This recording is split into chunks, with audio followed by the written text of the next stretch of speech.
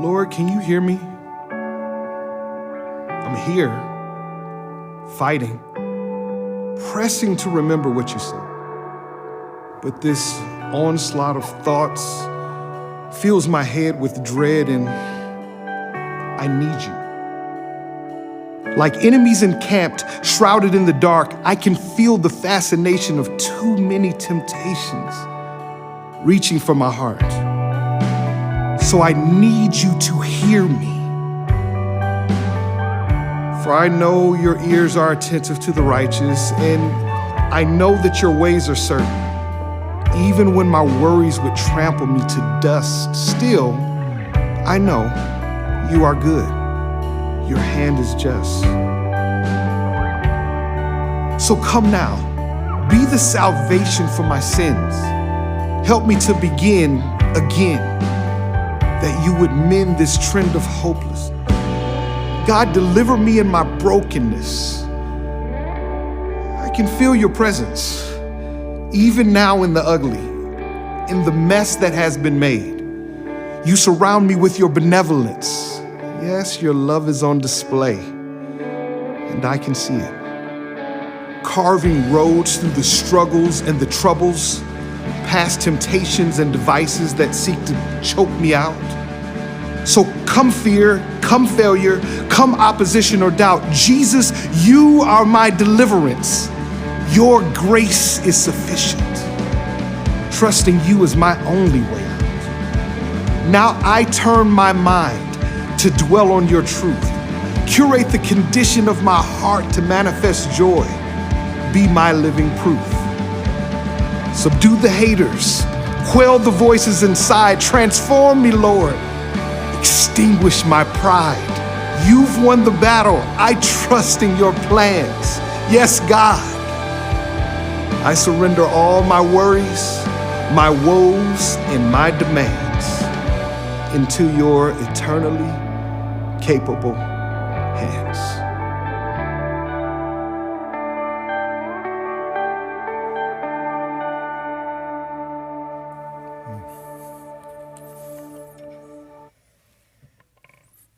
Well, good morning again. It's great to be with you. Looking forward to sharing this message with you. Hope that it'll be a blessing as I put a lot of thought in this, and I hope it makes as much sense to you as it did to me when I was writing it. Sometimes you put stuff down and then you go back and look through it. It's like, I wonder if that's going to work. But I do believe that it will. I think there's a lot of things here to look at. So John chapter 6, we're going to be looking at verses 60 through 71. And I think an important message here, the title of the message is The Temptation to Walk Away. Now one would hear that and think about, well, what does that mean? What does walking away mean? Well, I want to try to explain that, and hopefully in a way that makes sense. Almost all of us at some point in time in life have heard the word temptation. And when we hear that word, we almost automatically associate it with something that creates a moral dilemma. Almost always, it kind of just ties to that, some kind of moral dilemma, some type of questionable act. Should I or shouldn't I? But let me ask it this way. What about the crossroads in life? We all have those too, right? We all have those moments where we've got to make a decision. How many times have we ever said to ourselves, I'm really tempted to go there, or I'm really tempted to do this, or really tempted to try this or change that? None of those were necessarily situations that involved a right or a wrong. I'm tempted to go down to, get a Blizzard at Dairy Queen. Depending on what your diet problems are. But whatever. We've always had those kind of moments. It wasn't necessarily a right or a wrong or anything that was good or bad. It was what stood before us at that moment. It was the thing that stood before us at that moment that created a question or a challenge or a choice. Every one of us have been in those places. Every one of us have had those moments to make some type of decision. So in our text for today, we find Jesus has just taught on his literal sacrifice. He was using what some would say was pretty graphic, descriptions about what would be taking place, and maybe some pretty graphic illustrations, if you will. Some things that were hard to imagine if we look back and we see that he was teaching things like, unless, that's a key word, unless you eat the flesh of the Son of Man. What? Unless you drink the blood of the Son of Man. Now, you hear that on the surface, and that sounds horrible, doesn't it? It does. If we just see it just from the surface, not anything deep, not anything fully understood. And so the temptation to walk away from that would be a real dilemma. I don't want anything to do with that. If you just heard that and nothing else, there was no explanation, there was no understanding. So this takes us to the opening. Jesus says here, we're given in chapter 6 and verse 60, it says, therefore, when many of his disciples heard this very teaching, they said, this teaching is hard. Who can accept this? So let's look at what's being said here. Therefore, as the result of the struggle to understand, what in the world was he talking about? This concept, this eating and drinking and all this stuff, what he was saying. It says, when many of his disciples, now that's a very important thing there, because these that are faithfully following, they're right there with him. These that are going along, these that are understanding who he is. It says, when they heard this, they said, this teaching is hard. Hard how? What does that word mean in this particular way? Is it hard to hear? Is it hard to accept? Is it hard to understand? Well, I think it's a little bit of all of it. Because when you're trying to see beyond the message of just the surface, it's very difficult when you've been given something that is very hard to, that is not palatable, that you can't really grasp and wrap your mind around, which makes it easy to just walk away. That's a real temptation. Man, I don't want nothing to do with that. That's too difficult. That's too whatever. Oftentimes, when things aren't transparent, oftentimes when things are not simplistic, what are they? They're quickly rejected. That's too hard. That's just too much. I'll pass. We have to be mindful of that. And I say we as believers, we as followers, we as those, we have to be mindful of that when we're trying to explain things to others. Because somebody might not understand. Somebody might not be able to wrap their mind around the surface of things until there's some depth and some understanding there. So here, those who are following, it tells us here, they found that this teaching was difficult. It was hard, as they said, because now we're not just talking about miracles. They've been following Jesus, and they've been talking about and seeing all the wonders and splendors of everything he's been doing. But now, we're not talking about that now. We're not talking about miracles. We're not talking about kindness and love. No, we're talking about sacrifice. That changes the game. That changes the understanding of everything. They said this was hard. Who can accept this? This is too much. What's going on here? Who can accept this? This was not to say that it was wrong. This wasn't to say that it was wicked or ungodly, but it was confusing. It was complicated. It was difficult, therefore becoming hard, because it points to the question, why? Why does that have to happen? Why is that necessary? What is going on? And even bigger, how am I going to be able to see beyond this? Understand the mindset here. Because if I am following you, if I have placed my hope in you, my trust, my belief, my everything in you and everything that you're representing, what I'm hearing you say now, what I'm hearing you teach now sounds like you're not going to be here anymore. What am I supposed to do then? What am I supposed to do then? What do I do? How do I deal with that? Here's what they didn't see.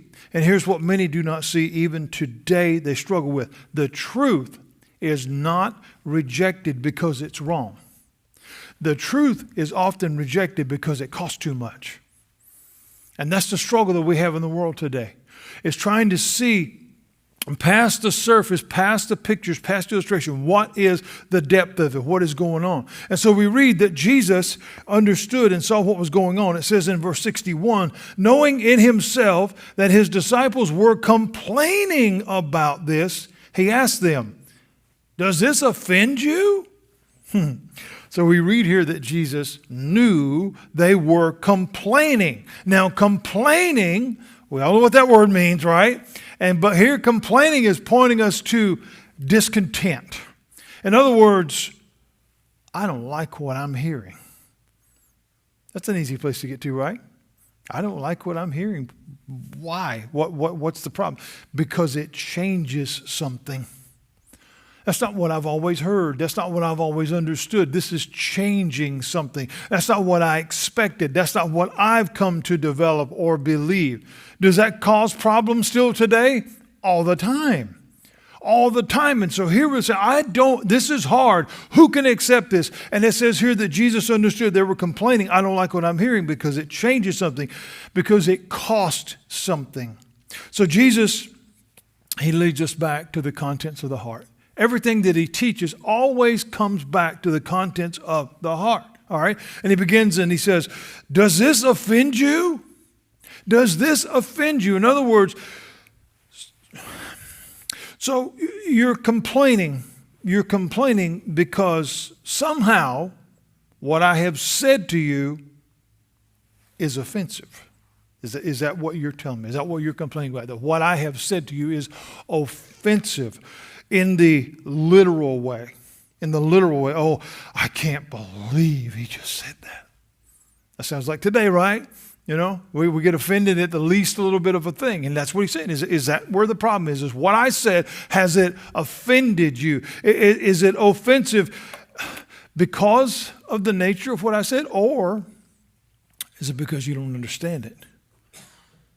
Because sometimes things that we don't understand, we kind of get our nose all out of joint about that, right? And so here he's saying, what is it? Is it not the model of the version that you've created? And so because I didn't line up with that, or because I didn't say the same thing, now all of a sudden what I said is offensive. This causes a challenge. This was not a defensive question that he was asking. This was much more so, look inside yourself and ask yourself, why?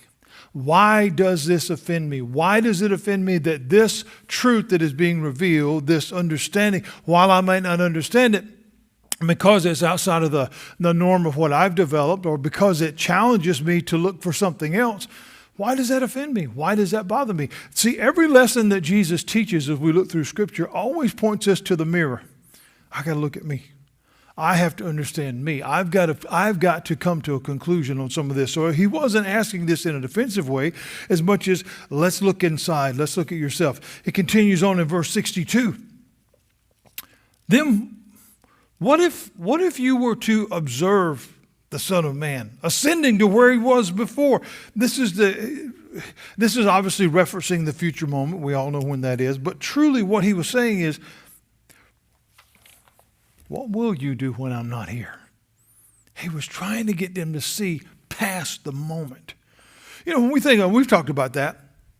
You know, talking about several weeks ago, talking about legacy and different stuff like that. Sometimes we only live in the now and we don't prepare for the later. But the later always comes. And if we're not prepared for that, because I'm comfortable, I've become, whatever in this moment now, I don't want to think about that. But it eventually comes. And if we've not prepared for that, we don't know what we're going to do when it gets there. And then we just fall down and collapse. He's saying here, what are you going to do when I'm not here? How do you function now? How will you function then? The point was trying to get them to see it was not his physical presence. It was him that lived inside of them. That's what mattered. It wasn't the fact that he was walking and talking right there, but what did he leave behind? That should be our focus. I'm not always going to be here. You're not always going to be here. That's reality. And however that's defined, whether it's eternally or moving to a new town, but what do we leave behind? What words, hopefully, of wisdom, or what words of comfort, or what words of encouragement, all those different things, those are real. What he was trying to get them to see, I'm not always going to be here. That was never a promise, because we have to understand he was walking and talking as what? A human. That was reality. I'm not going to always be here. What are you going to do when I'm gone? You know, if we can't talk about that right now, how do we plan for that? He was trying to get them to understand that it was him not physically being there, but it was him that lived inside of them. It was not the rituals. It was not the traditions. It was not the ceremonies or the visual following of him, but the life that accepts him and lives that out before others. That's when it got real. That's what he was trying to get them to see, the bigger picture in all of this. In other words, it requires more. There's a cost. It's not just flow it out there. It's a cost. And part of this that's difficult is, wait a minute, that's on me. I'm responsible for that. I'm responsible for me. And we wrestle with that today in the world. Nobody wants to be accountable for anything. It's always somebody else's fault. All the time. But here Jesus is pointing, no, I'm giving you everything. What you do with it is on you. You can accept it or you can walk away. You can believe it. You can ignore it. It's all right here. It's entirely up to you what you want to do with that. And so here we see the part that's on me. That's where the complaints come in. We see it all the time in life. All the time in life. I want this. I want that. I want the other. But so-and-so is not doing something. So-and-so is in the way. And we get all these different things. So-and-so is making it harder. All the while forgetting the I part of the sentence. I want this.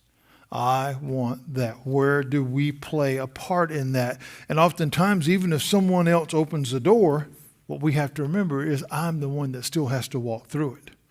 And that's what Jesus is trying to get everybody to see. He indeed is opening the door. Are you willing to walk through? Are you willing to understand what it is and the opportunity that has been given? And so he goes on and he says in verse 63, the Spirit is the one who gives life. The flesh doesn't help at all. The words I have spoken to you are spirit and life. The Spirit is the one who gives life. Now that is a pause moment. Because why? Why is that a pause moment? The Spirit is the one who gives life. Where there we have to define the word life. All right, here we got to look at something a little bit deeper. All right, because we tend, when we look at that word and we hear the word life, we tend to narrow it down to just being alive. We tend to narrow it down to breathing, existing, whatever the case. But here Jesus is pointing them to the fact there is more. What is life? You know, is life just being here? Or is there something bigger? Is there something more? And he says the Spirit gives life. That's pouring something into something. That's filling something here. He's pointing to the fact that there is more.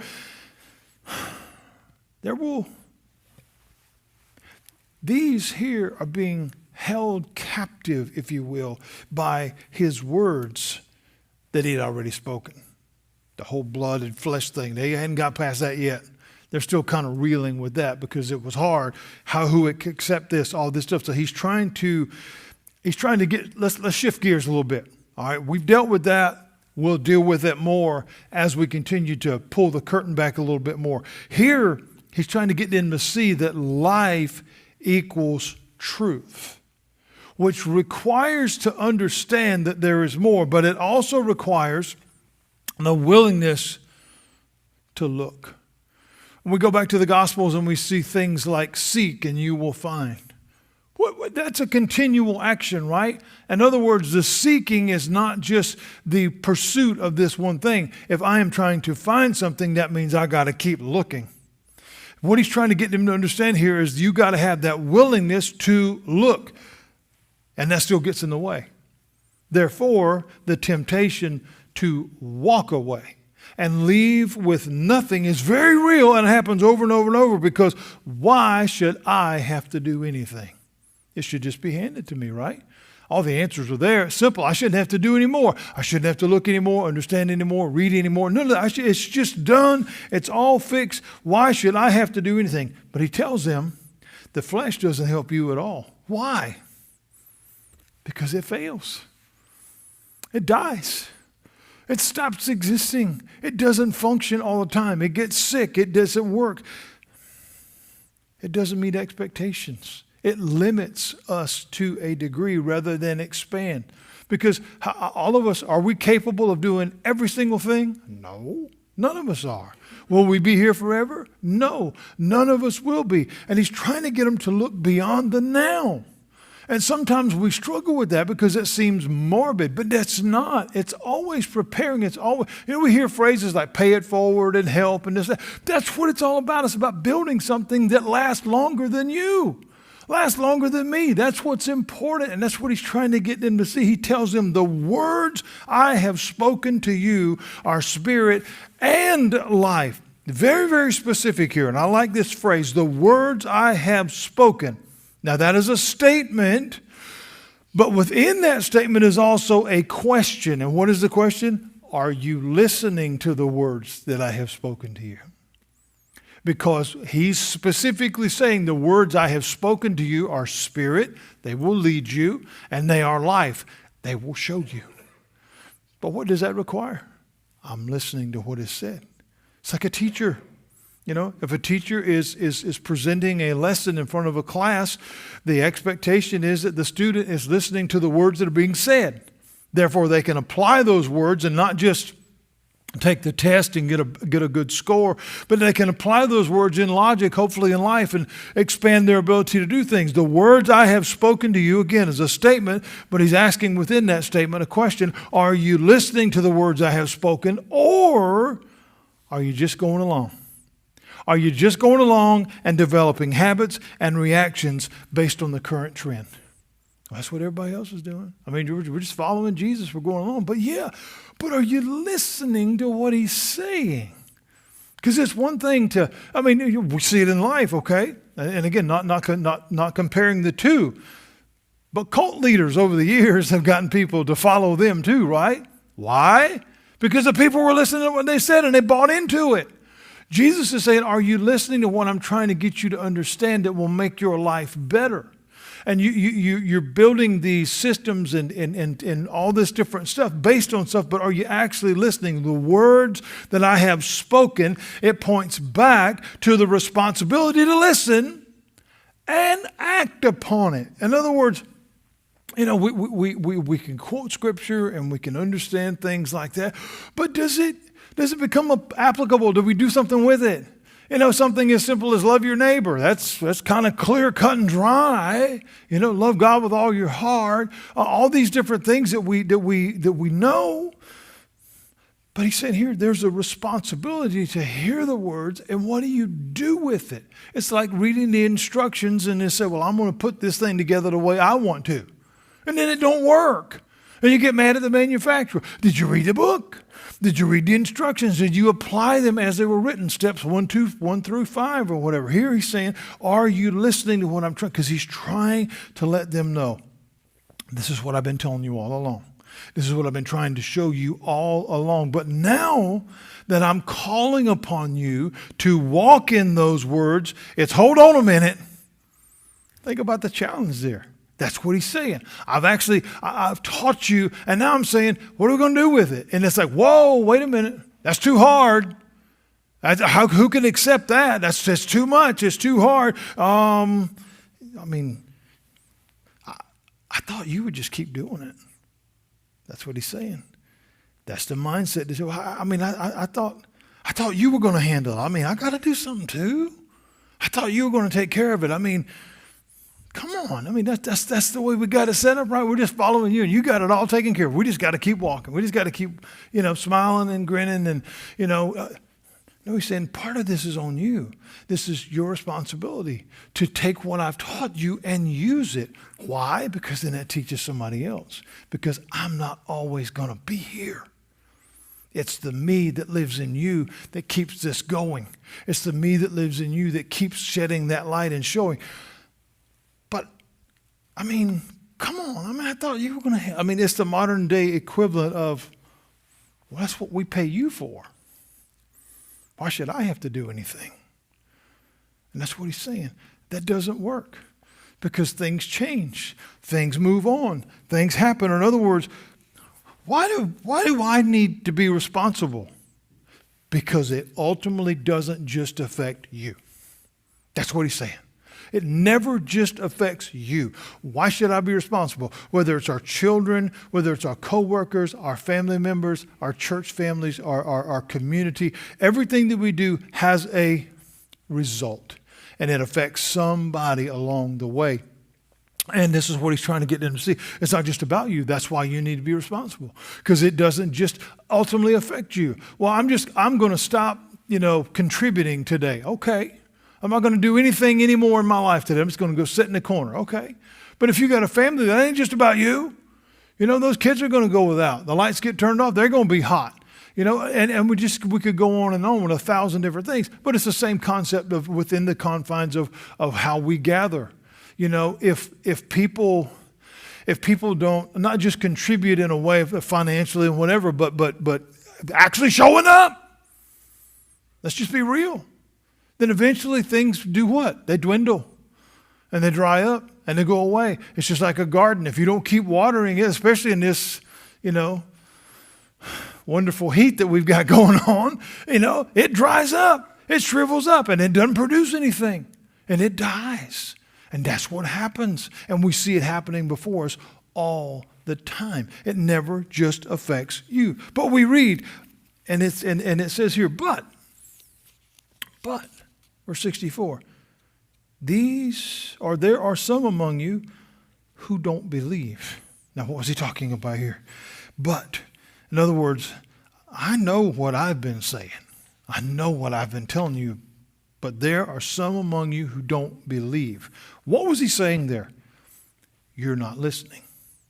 And you have no intentions of listening.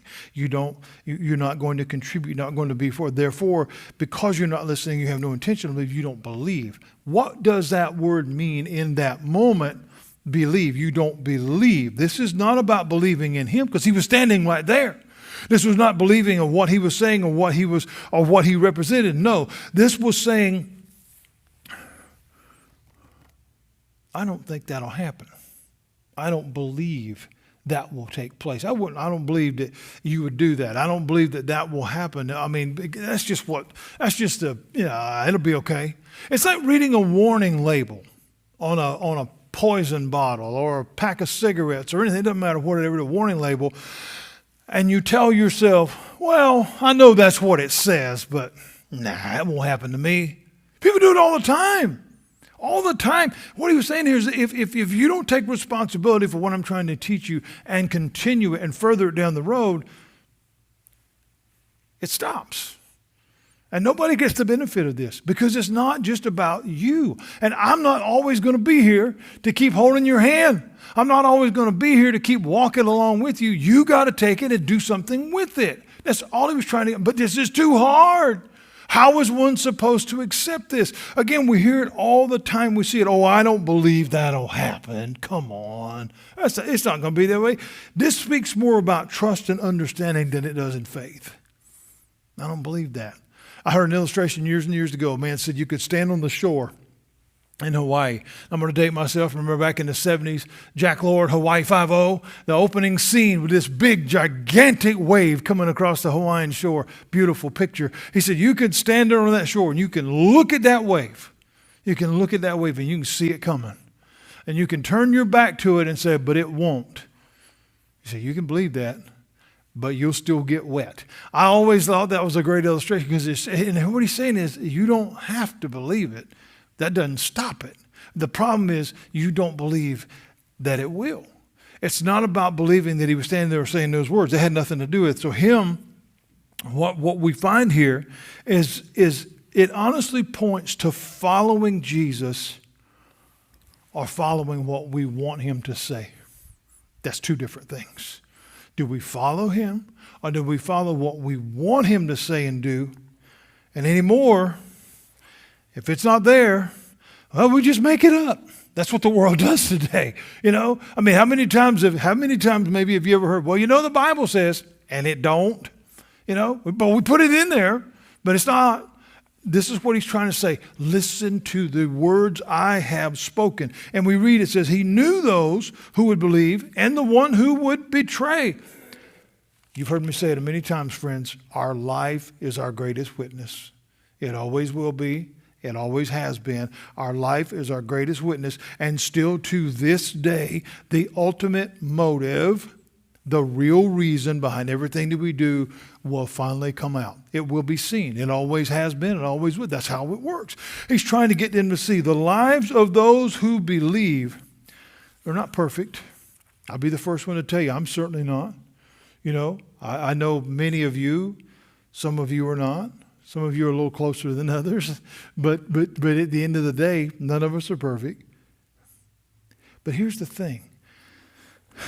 It's not about being perfect. It's about trusting in the one who is. That's where the key is. And he's saying, are you listening to the words I have spoken to you? The ones who don't believe, it's not like the denier, if you will, or the atheist, but rather it doesn't apply to me. I don't have to do that. I don't need to deal with that. I don't have to believe that. I'm just gonna let go and let God. Because it's all figured out. It's all taken care of. But here, let me challenge something on that statement. What if God says, keep holding on because I need you to learn something? That's kind of a big deal. What if I need you to keep holding on because I need you to learn something? I need you to grow deeper. Nope. My way's good enough. I got it all figured out. I don't need anything else. I got it all figured out. We got our system in place. Everything's going good. And you know what? If it requires much more of me, I'll just go find something else. That's the world today. That's where we are. Okay? That's the world today. But that is not what he's trying to teach us. He's trying to show us something else. The words that he speaks, they take on such a deeper meaning when we consider that in the literal. He said, what have I shared with you? What am I trying to teach you? That's a pause moment. That's something that we look deeper in, because the difference between that's what I heard versus that what was said is very different. Okay? He said you do that on crime scenes all the time. Like I want your story and I want your story and then I want the truth.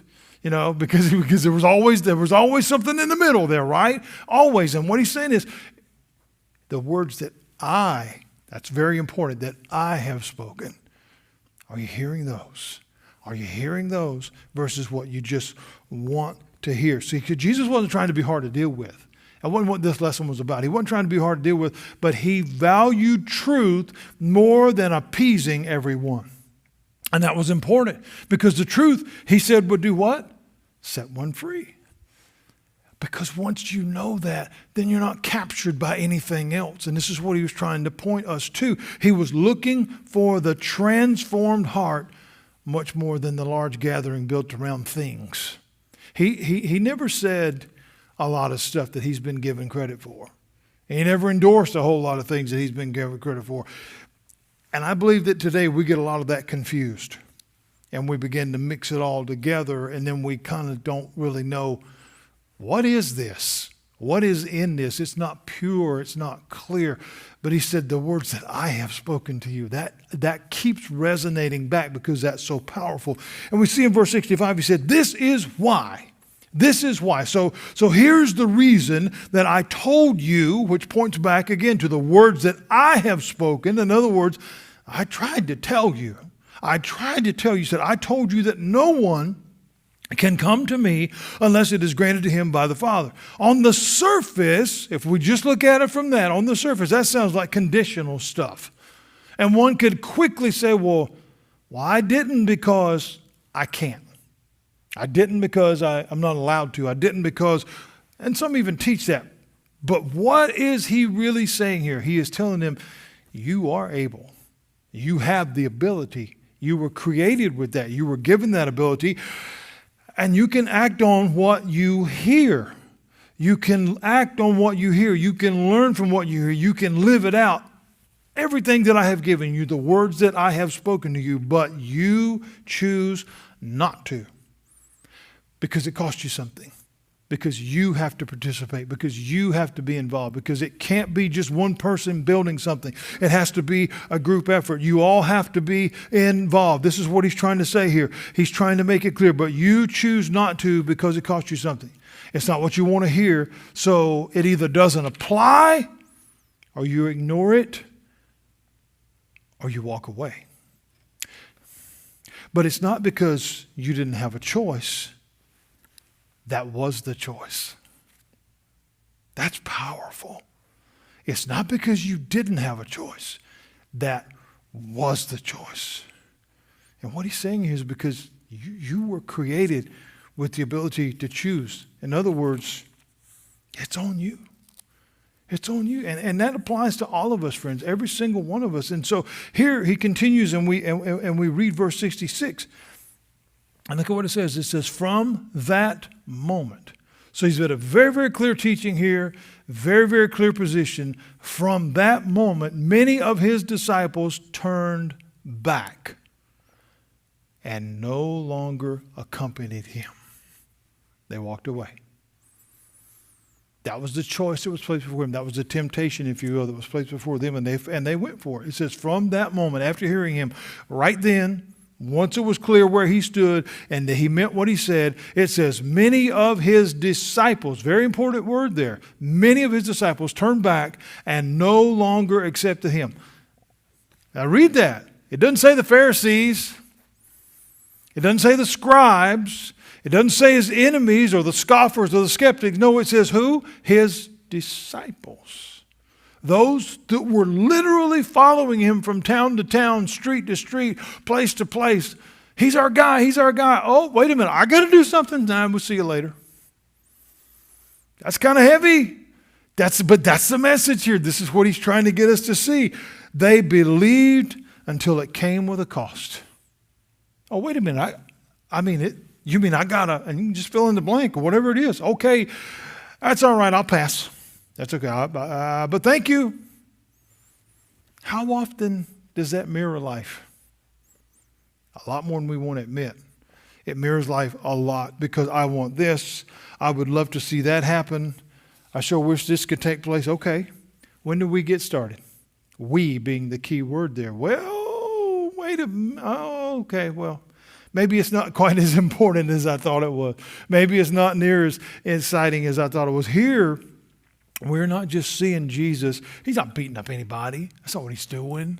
He's not trying to make anybody feel guilty or run them down the road. No, he's just letting them see where they stand. Sometimes when the test is put before us, we can clearly see where we stand. I have the knowledge. I can do it.